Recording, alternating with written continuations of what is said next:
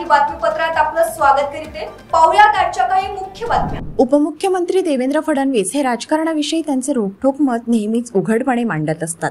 राजकारणाविषयी त्यांनी केलेल्या अनेक वक्तव्यांची याआधीही जोरदार चर्चा झाली आहे।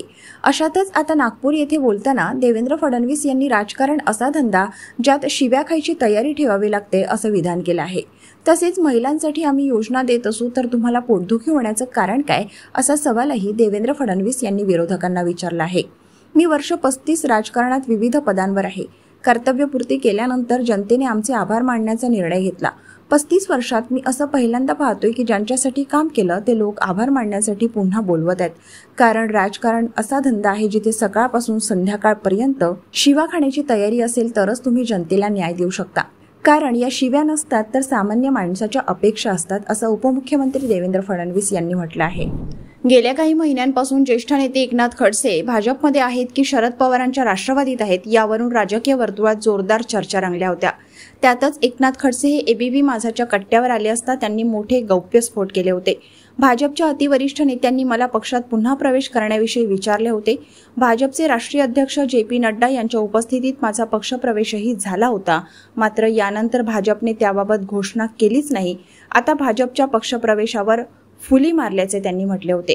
एकनाथ खडसेंच्या वक्तव्यानंतर उपमुख्यमंत्री देवेंद्र फडणवीस यांनी एकनाथ खडसे यांच्या प्रवेशाबाबत गणेशोत्सवानंतर योग्य तो निर्णय घेतला जाईल असे स्पष्टीकरण दिले होते। आता केंद्रीय मंत्री अमित शहा हे 25 सप्टेंबरला नाशिक दौऱ्यावर येत असून या दौऱ्यात खडसेंच्या पक्षप्रवेशावर चर्चा होणार का याकडे आता सर्वांचे लक्ष लागले आहे। नजीकच्या नांदगाव पेठ येथील पंचतारांकित एमआयडीसीत पीएम मित्रा टेक्सटाईल पार्कची पंतप्रधान नरेंद्र मोदी यांच्या हस्ते शुक्रवारी थाटात ऑनलाईन पायाभरणी करण्यात आली। वर्धा येथे आयोजित कार्यक्रमातून पंतप्रधानांनी रिमोटद्वारे पायाभरणी करताना पीएम मित्रा टेक्सटाईल पार्कमुळे देशाच्या अर्थकारणाला हातभार लागेल असा विश्वास त्यांनी व्यक्त केला। राज्यातील आचार्य चाणक्य कौशल्य विकास केंद्राचे ऑनलाईन उद्घाटन प्रधानमंत्री नरेंद्र मोदींच्या हस्ते वर्धा येथून करण्यात आले। यात जिल्ह्यातील 13 केंद्रांचे उद्घाटन करण्यात आले आहे।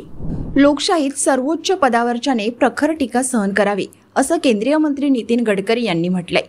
राजाविरुद्ध कितीही बोललं तरी ते राजाने सहन करावं असं गडकरी म्हणाले। राजाने प्रखर टीकेवर चिंतन करावं, टीका सहन करणं ही राजाची सर्वात मोठी परीक्षा असते असं गडकरी म्हणाले।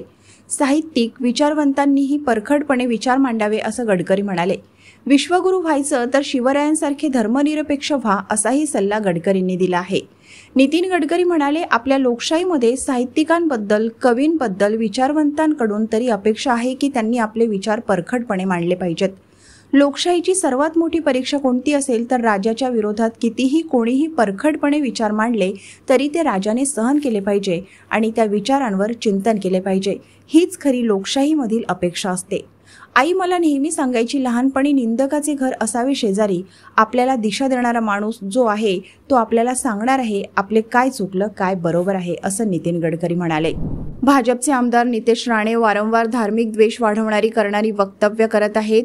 त्यामुळे त्यांच्या वक्तव्याची चौकशी करून त्यांच्यावर कठोर कारवाई करण्यात यावी अशी मागणी राष्ट्रवादी काँग्रेस पार्टीचे अजित पवार गटाचे आमदार सतीश चव्हाण यांनी गृहमंत्री देवेंद्र फडणवीस यांच्याकडे केली।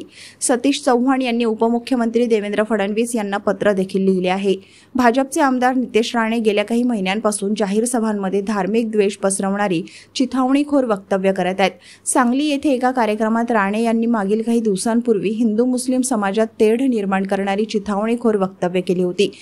त्यानंतर गुरुवारी रोजी आमदार राणे यांनी सांगलीतील 32 शिराळा येथे एका भाषणात चिथावणीखोर वक्तव्य केले।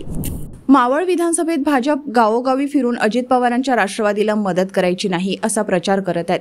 पण शरद पवारांनी उमेदवार उभा केला तर हे तुतारीचा प्रचार करण्याच्या तयारीत आहेत असा गौप्यस्फोट अजित पवार गटाचे मावळमधील आमदार सुनील शेळके यांनी केला आहे। सुनील शेळकेंचा प्रचार न करण्याचा ठराव भाजपने आधीच केला आहे। भाजपकडून इथं माजी आमदार बाळा भेगडेंनी आधीच शड्डू ठोकलेले आहेत। अशातच शेळकेंनी हा दावा केल्यानं मावळ महायुतीतील वाद पुन्हा चव्हाट्यावर आला आहे। पत्रकारांशी संवाद साधताना शेळकेंनी हा गौप्यस्फोट केला आहे। सध्या महाविकास आघाडीत जागा वाटपपेक्षा मुख्यमंत्री कोण यावर चांगलेच वाकयुद्ध समोर येत असताना शिंदे सेनेचे आमदार शहाजी बापू पाटील यांनी उद्धव ठाकरेंवर जोरदार टोलेबाजी केली आहे। उद्धव ठाकरेंना पुन्हा मुख्यमंत्री व्हायचं आहे ही गोष्ट सातत्याने ठाकरे सेनेच्या नेत्यांच्या तोंडून बाहेर येत असते। त्यामुळेच महाविकास आघाडी मुख्यमंत्री पदावरून उलटसुलट दावे होत असतात। याबाबत शरद पवार यांनी यापूर्वीच स्पष्टता केल्याने उद्धव ठाकरे यांच्या स्वप्नाला तडा जात असल्याचे दिसत आहे। अशावेळी संजय राऊत सातत्याने उद्धव ठाकरे जनतेच्या मनातील मुख्यमंत्री असल्याचे सांगत असताना शिंदे सेनेचे आमदार शहाजी बापू पाटील यांनी थेट उद्धव ठाकरेंवर निशाणा साधताना ते कधीही पुन्हा मुख्यमंत्री होऊ शकणार नाहीत ही काळ्या दगडावरची रेघ असल्याचा टोला लगावला आहे। गडचिरोली जिल्ह्यातील आरमोरी तालुक्याअंतर्गत डार्ली गावात वीज पडल्याने 11 महिला गंभीर जखमी आणि 1 महिला जागीच दगावली। शेतीच्या कामासाठी डार्ली गावात 12 महिला गेल्या होत्या। घरी परत येताना वादळ वारा सुरू होऊन वीज कोसळली। सध्या सामान्य रुग्णालय गडचिरोली येथे या महिलांवर उपचार सुरू असून 2 महिला गंभीर आहेत।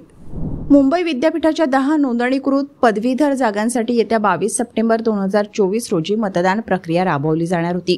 या सिनेट निवडणुकीसाठी ठाकरे गट युवा सेना विरुद्ध अखिल भारतीय विद्यार्थी परिषद यांच्यासह मनसेनेही कंबर कसली होती। ठाकरे गटाचे नेते आदित्य ठाकरेंनी ही निवडणूक अतिशय प्रतिष्ठेची केली होती। मात्र आता राज्य सरकारने ठाकरेंना मोठा झटका देताना काही तासांवर आलेली मुंबई विद्यापीठाची सिनेट निवडणुकीला स्थगिती दिली आहे। राज्य सरकारचे आदेश प्राप्त झाल्यामुळे सिनेट निवडणुकीला स्थगिती देत असल्याची घोषणा मुंबई विद्यापीठाने जाहीर केली आहे। राज्याचे उपमुख्यमंत्री देवेंद्र फडणवीस यांनी पुण्यामधील वेगवेगळ्या राष्ट्रीय महामार्गांच्या भूमिपूजन सोहळ्यानिमित्त एक मोठी घोषणा केली आहे। पुण्यामध्ये आज वेगवेगळ्या राष्ट्रीय महामार्गांच्या भूमिपूजनाचा सोहळा केंद्रीय रस्ते वाहतूक मंत्री नितीन गडकरींच्या उपस्थितीमध्ये पार पडला। या कार्यक्रमाच्या वेळी भाषणादरम्यान फडणवीस यांनी एक मोठी घोषणा केली। विशेष म्हणजे केंद्रात मंत्री असलेल्या गडकरींनीही फडणवीसांनी केलेल्या विधानाचा संदर्भ देत सदर मंजुरी मिळवणारच असं आश्वासन दिलं। राज्यात विधानसभा निवडणुकीसाठी लवकरच आचारसंहिता जाहीर होण्याची शक्यता आहे। या पार्श्वभूमीवर राज्यात राजकीय घडामोडींना चांगलाच वेग आला आहे।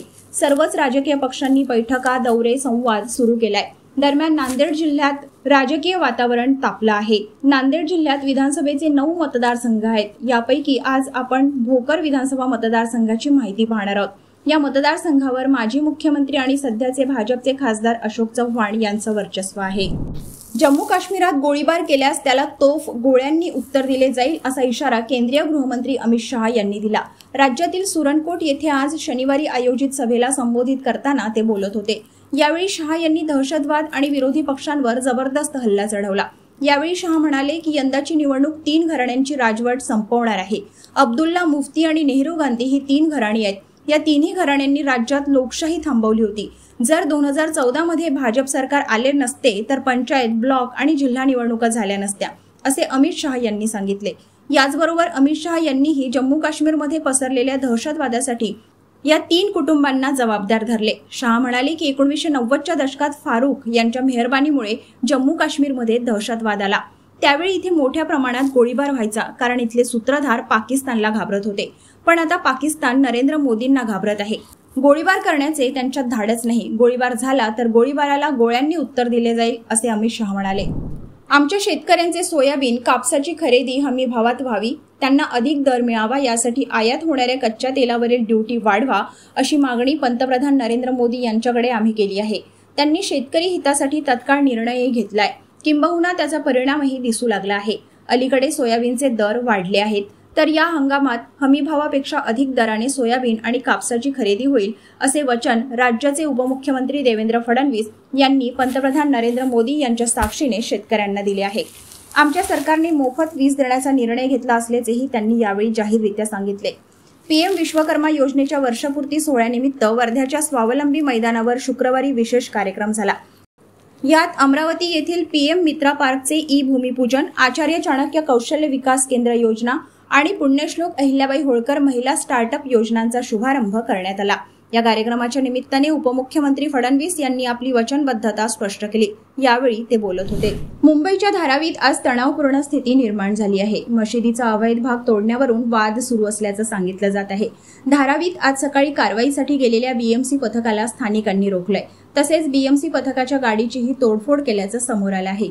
दरम्यान शेकडोंचा जमाव रस्त्यावर उतरला आणि परिणामी या परिसरात पोलिसांचा मोठा बंदोबस्त तैनात करण्यात आला।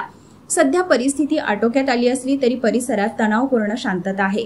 दुसरीकडे या प्रकरणाचे पडसाद राज्याच्या राजकारणात देखील उमटताना बघायला मिळाले आहे। परिणामी या प्रकरणावर राज्याचे उपमुख्यमंत्री आणि गृहमंत्री देवेंद्र फडणवीस यांनी आपली पहिली प्रतिक्रिया देत या प्रकरणावर भाष्य केलं आहे। आतिशी यांनी शनिवारी दिल्लीचे 17वे मुख्यमंत्री म्हणून शपथ घेतली। राजनिवास येथे LG विनय सक्सेना यांनी त्यांना शपथ दिली। आतिशी दिल्लीच्या सर्वात तरुण आणि तिसऱ्या महिला मुख्यमंत्री बनल्या। त्यांच्या आधी सुषमा स्वराज आणि शीला दीक्षित मुख्यमंत्री होत्या।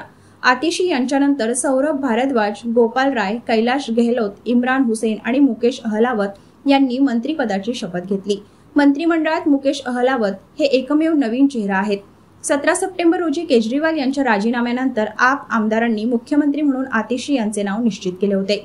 20 सप्टेंबर रोजी राष्ट्रपती मुर्मू यांनी केजरीवाल यांचा राजीनामा स्वीकारला आणि आतिशी यांना मुख्यमंत्री म्हणून नियुक्त करण्याची परवानगी दिली। लातूर मुरुड टेंभुर्णी राष्ट्रीय महामार्गावरील मुरुड अकोला ते येडशी राष्ट्रीय महामार्ग क्रमांक 63 वरील 52 किलोमीटर महामार्गाचे राष्ट्रीय महामार्गाच्या 30 मीटर ताब्यातील महामार्गावर डांबरीकरणासह चौपदरीकरण मार्ग वारंवार मागणी करून होत नसल्याच्या निषेधार्थ लातूर जिल्हा राष्ट्रवादी काँग्रेस शरदचंद्र पवार पक्षाच्या वतीने मराठवाडा मुक्ती संग्राम दिन दिनांक 17 सप्टेंबर 2024 वार मंगळवार सकाळी 10 वाजता 10 मिनिटांपासून नितीन गडकरी यांच्या कार्यालयासमोर उपोषण करणार आहे। काँग्रेस शिष्टमंडळाने आज राज्यपाल CP राधाकृष्णन यांची राजभवन येथे भेट घेतली। राज्यातील कायदा व सुव्यवस्था पूर्णपणे ढासळल्याचा आरोप यावेळी करण्यात आला। राज्यात राजकीय व सामाजिक अस्थिरता आहे। विदर्भ आणि मराठवाडा येथे अतिवृष्टीमुळे शेतकऱ्यांचे नुकसान झाले, पण अद्याप मदत मिळाली नाही। शेतकरी वर्गात मोठा संताप आहे असे राज्यपालांच्या निदर्शनास आणून देण्यात आले। यावेळी काँग्रेस शिष्टमंडळाने त्यांना मागण्यांचे निवेदन दिले।